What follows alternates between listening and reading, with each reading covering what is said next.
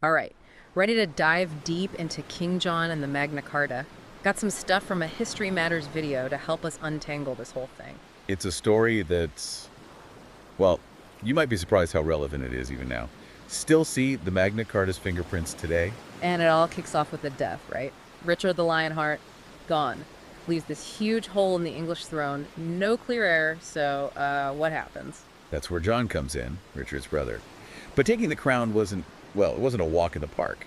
His nephew, Arthur of Brittany, had a claim too. So John's dealing with this power struggle right off the bat. Doesn't exactly sound like smooth sailing. Did that mess things up for him, ruling-wise? Oh, absolutely. John ended up losing tons of land, to the French no less. Almost all his French holdings gone within like 5 years. It's got to make you unpopular, right? Imagine those English nobles, suddenly their lands across the channel, poof. Yeah, not a good look. But it wasn't just land, right? He also goes and picks a fight with the Pope. I mean, talk about bad decisions. Bold move, for sure. Maybe not the smartest. It all came down to the Archbishop of Canterbury, who gets to be Archbishop. John wanted his own guy, obviously. Pope had different ideas, so boom, excommunication. Big deal back then. Excommunication, what did that even mean for him? Was it just like, bad king, no biscuit, or were there actual consequences? Oh no, way more than symbolic. Think about it. Cut off from the church. Oh. Back then, huge.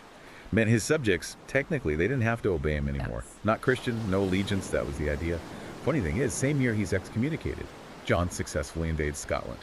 So, yeah, turbulent reign is an understatement. So we've got John losing land, feuding with the Pope. Kind of sounds like a pattern, huh?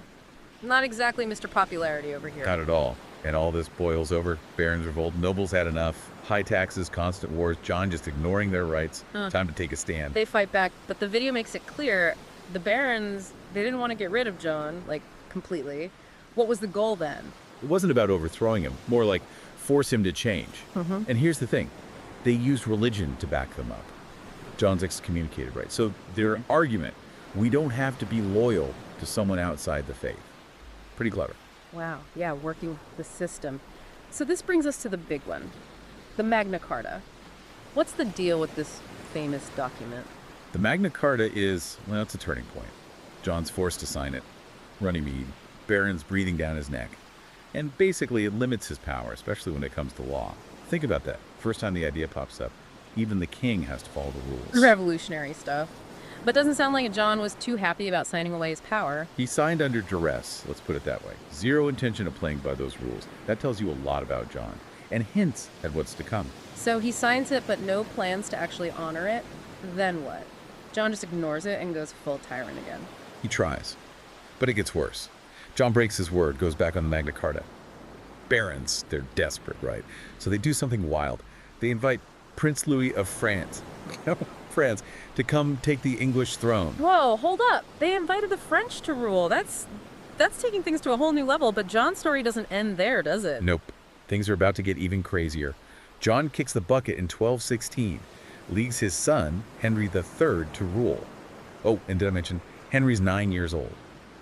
9. Can you imagine the chaos? A 9-year-old king. What a twist. And with the Magna Carta hanging by a thread, yeah, but Curious doesn't even begin to describe it. Exactly. But then the barons do something else unexpected. They switch sides, decide to back little Henry, figure he's less of a threat than some powerful French king. Guess they were playing the long game. So we left off with Henry III, right? 9 years old. King. Gotta be tough following in, well, John's footsteps. Especially with the whole Magna Carta thing still up in the air. Oh yeah, a lot of pressure on the kid. And those barons, they'd already shown they weren't afraid to use their power. Magna Carta, sure, John was forced into it, but it changed things. Barons weren't going to let Henry forget that. So how did he handle it all? Embrace the Magna Carta or try to like wiggle out of it like his dad? Henry's reign, it was this constant back and forth, crown versus barons. They kept pushing him to reaffirm the Magna Carta over and over. That fight that started with John, far from over. So the Magna Carta, it's not just some document, it's like the symbol of this struggle. What else was Henry up against? Well, that whole mess with France, it didn't go away. Drained England's resources. Henry tried to get those lost lands back, but no luck. Emptied the treasury, basically, and for what? The video mentions this crazy thing, Henry trying to buy Sicily from the Pope. What was he thinking? Yeah, that shows you how, well, maybe his judgment wasn't the best, and definitely didn't help that he went behind the barons' backs. They controlled the money, right? He needed them on his side. Sounds like Henry. Always caught between being king but also trying to keep the barons happy. Did that ever blow up in his face? Oh, yeah, big time. And that brings us to Simon de Montfort, Provisions of Oxford, 1258. Barons revolt again, but this time they up the ante. Another revolt. What set them off this time? Reaffirming the Magna Carta wasn't enough. They wanted control. And get this, they set up a system where, like, a council of barons runs things with the king.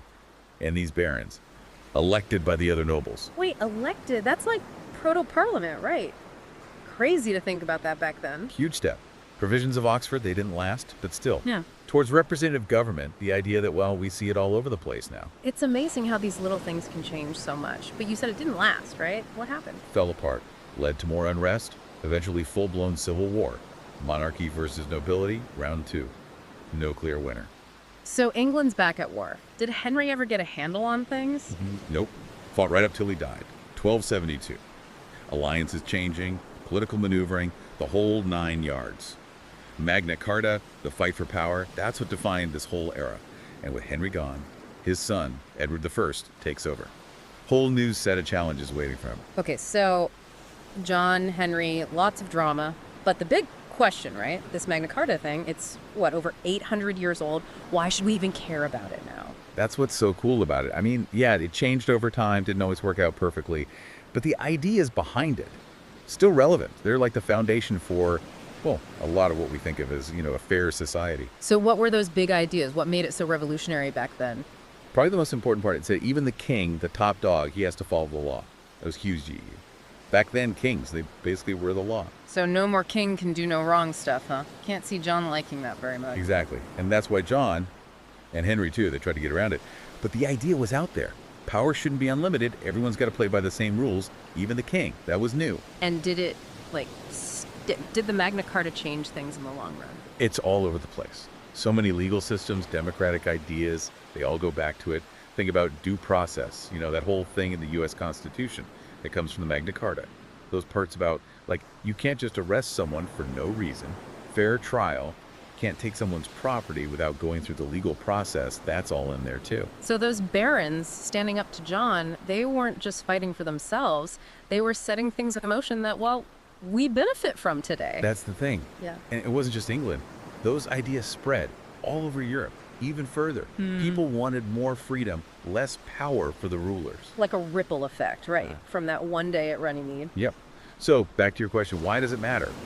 Because those ideas, limits on power, rule of law, individual rights, we're still fighting for that stuff today. It's not just some old document. It's like it shows us that those problems, they never really go away. Exactly. Makes you think, right, how do we make sure those in power, it doesn't matter if it's a king or a president or, even a big company, how do we make sure they don't abuse their power? And how do we protect people's rights when, technology's always changing things? Those are the questions that Magna Carta makes us ask, even now. Wow. Yeah, I wasn't expecting this to get so philosophical. Came for the knights and castles, stayed for the deep thoughts. History is full of surprises, isn't it? Changes how you see things, makes you realize how connected everything is, and reminds you what happened back then. It still affects us now. Well, on that note, I think we've reached the end of our deep dive into King John and the Magna Carta. Started with battles and ended up talking about, well, the building blocks of freedom and all that. It's been fun. And remember, this is just one story. History's full of them. Keep asking questions, keep learning, keep digging deeper. You never know what you'll find.